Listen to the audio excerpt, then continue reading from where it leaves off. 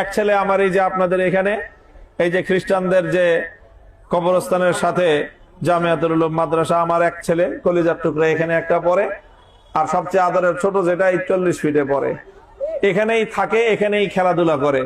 সপ্তাহে একদিন মানে ২৪ ঘন্টার জন্য বাসায় যায়, তাও প্রতি সপ্তাহে ২৪ ঘন্টা ছুটি পায় না।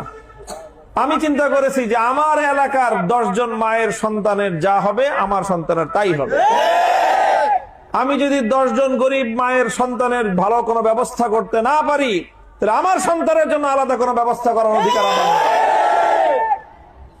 আমি নিজে, আমার বাপে আমাদেরকেও এই এলাকায় রাখছেন, এই এলাকায় বড় হয়েছি আমরা। এই যে ৭ মসজিদ মাদ্রাসার সাথে পড়াশোনা করছি এখানে।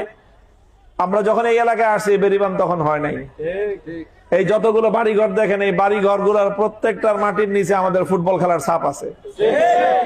বিকালবেলা এখানে খেলাধুলা করতাম, সন্ধ্যার পর থেকে মাদ্রাসায় পড়াশোনা।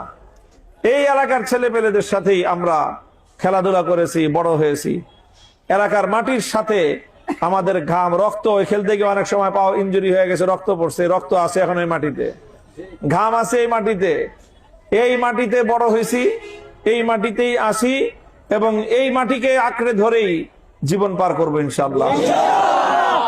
কাজেই আমার শপথ হলেই এই মোহাম্মদপুরের মাটি, যেটা আমাদের নবী মুহাম্মদ সাল্লাল্লাহু আলাইহি ওয়াসাল্লামের নামে যে এলাকার নাম, এই এলাকাটাকে ইনশাআল্লাহ সোনার মদিনার মতো মুহাম্মদ সাল্লাল্লাহু আলাইহি ওয়াসাল্লামের আদর্শে আলোকিত, নিরাপদ, শান্তির মোহাম্মদপুরে পরিণত করব।